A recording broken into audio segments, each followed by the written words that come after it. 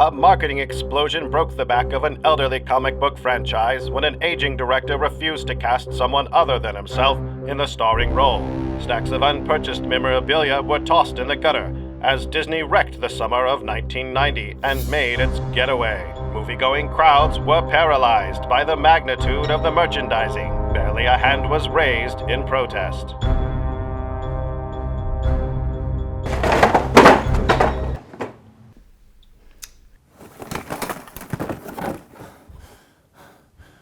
What the hell? I told you to watch out for the summer of 1990. Oh my god. We gotta get back to the past, to the 20th century. Digging through the bubble wrap into your memories.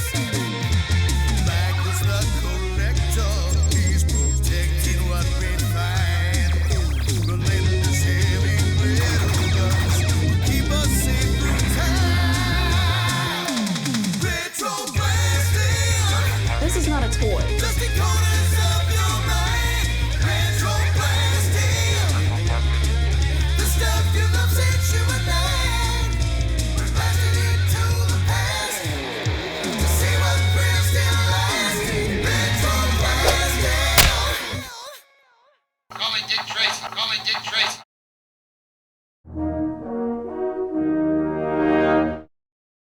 Most of us know the story of Dick Tracy begins in 1931 with a newspaper comic strip created by Chester Gould in the midst of Prohibition and the war between the gangsters and the G-men in Midwestern America. In fact, Gould and the Chicago Tribune published the first Dick Tracy strip mere weeks before the conviction of legendary mob boss Al Capone. The strip was unique amidst the funnies of the era because, well, it wasn't funny.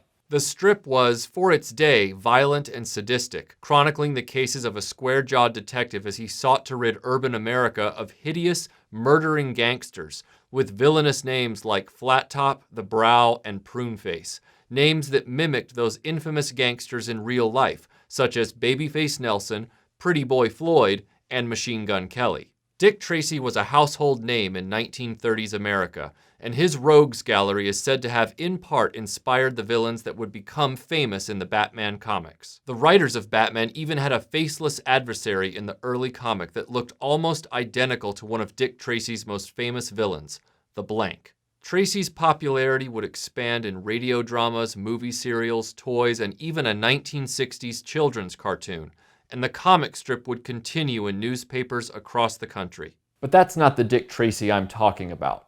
Well, it is, but it isn't. You see, the Dick Tracy explosion in the summer of 1990 wasn't a fuse that was lit way back in 1931. It was actually a powder keg that was lit in the summer of 1988 with a little film called Who Framed Roger Rabbit? Disney's more mature filmmaking arm, Touchstone Pictures, had a runaway success with the Robert Zemeckis-directed film about humans and cartoon characters solving a murder in post-war Los Angeles. They also found success in the merchandising. You couldn't go anywhere in the summer of '88 and not see images of Jessica, Bob Hoskins, and that rabbit. Sure, there had been other movies before Roger Rabbit with big merchandising pushes, such as the Star Wars films, but it was markedly different this time. The Star Wars merchandising machine was almost exclusively aimed at children. Roger Rabbit was one of the first films I can remember where the marketing went after everyone.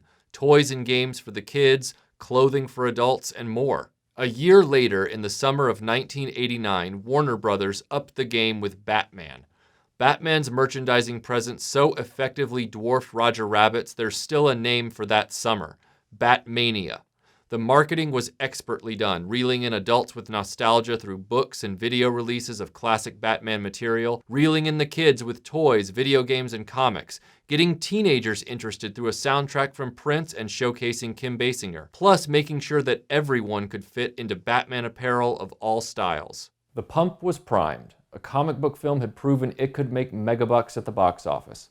And whether by coincidence or by design, Walt Disney Studios greenlit Warren Beatty's Dick Tracy for production shortly after Batman began filming in the summer of '88. Dick Tracy had been in development hell since 1975, having passed through Paramount Pictures and Universal Pictures before Warren Beatty, a lifelong Dick Tracy fan, finally just purchased the film rights on his own. The summer of 1990 was all about Dick Tracy, radio watches, and that yellow fedora. Much like the Batmania of 1989, you couldn't go anywhere that summer without running smack into Dick Tracy merchandise. Dick Tracy marked the apex of an era of movie marketing so pervasive it literally colored the American landscape, including a major Dick Tracy-themed world tour by Madonna, the most popular pop star of the day, who titled her album I'm Breathless and included the Dick Tracy logo on the cover, not to mention the mega hit song Vogue in the track listing. If you weren't there in the summer of 1990, it's almost impossible to explain the scope of the experience. But did the film itself live up to the merchandising juggernaut behind it? On the surface, Dick Tracy is one of the bravest and most beautifully filmed comic book movies of all time. The colors are carefully designed to look like a comic strip. The costuming is eye-popping, and the Danny Elfman score creates strong atmosphere. On that level, you can tell Warren Beatty loves this character. The plot moves along without much drag, and the performances are solid. It was a joy to see in the theater in 1990, and it's a must-own for my personal film library. I love the film, but it's not perfect. Beatty made more than a few decisions that really don't serve the film well. We were all stunned in 1989 when Tim Burton killed the Joker at the end of Batman. Killing villains doesn't bode well for return appearances, and Batman's villains generally don't die. Dick Tracy was a little different. He did kill his adversaries in the comic strip, but each villain was encountered one at a time. Each villain was a case unto itself. Sounds like a good way to build a multi-movie franchise. But Beatty didn't do that. Instead, he piled all of the villains into one film and slaughtered them wholesale. Many of the villains die in the first 5 minutes at the hands of other baddies instead of by Tracy himself, and all of them are celebrated characters in the history of the Dick Tracy comic strip. The Rodent, Stooge, the Brow, Littleface, and Shoulders are gunned down by Flat Top seconds after the movie begins. It's a travesty because all of these villains could have been individual films, especially the Brow, who is widely regarded as Dick Tracy's most celebrated enemy. But the slaughter doesn't end there. Steve the Tramp is trounced by Tracy soon afterward in an abandoned lot. Lips, Manless, and Spaldoni are murdered by Big Boy Caprice. Very upsetting. Pruneface is gunned down mid-film without any fanfare, and before the end credits, you'll see the deaths of Mocha, Numbers, Itchy, Flat Top, Influence, Big Boy, Johnny Ram, Breathless Mahoney, and the Blank, with 88 keys in handcuffs. If Beatty intended to do a sequel, he wasn't leaving himself any characters to work with. More frustrating was the fact that Warren Beatty couldn't get out of his own way creatively. Firstly, he was too old to play Dick Tracy. Beatty was 52 when he filmed Dick Tracy. Tracy is certainly a middle-aged character, but more in his late 30s or early 40s. Secondly, even if he'd been age-appropriate, he's not the right guy to play the part. Should he have directed and produced? Yes. He has a strong vision and true love of the character that's undeniable. But his looks were too soft, and his star power was too strong. When you see him on screen, you don't think Dick Tracy. You think, oh, there's Warren Beatty in a yellow hat. You know, Dick, you mind if I call you Dick? A lot of the plot hinges on a love triangle between Dick Tracy, Tess Trueheart, and Breathless Mahoney. Once again, Beatty couldn't get out of his own way. A well-known Lothario in Hollywood, Beatty was all over the tabloids in 1990 due to his extended fling with Madonna, whom he cast as Breathless Mahoney. If the tabloid evidence wasn't enough, a series of steamy promotional photos showing Beatty and Madonna in character were made to sell the film, along with Madonna's album cover, I'm Breathless, which also has Beatty with her in the photo. This is a big perception problem for the film, which attempts time and again to impart the idea that Dick Tracy is stalwart and immune to Mahoney's sexual advances, that his love for Tess Trueheart is unwavering. That's nearly impossible to believe sitting in the theater in the summer of 1990 when we've already seen them cavorting in the tabloids for months already. You know it's legal for me to take you down to the station and sweat it out of you under the I lights. sweat a lot better in the dark. Beatty's vision is further compromised by an aesthetic conceit.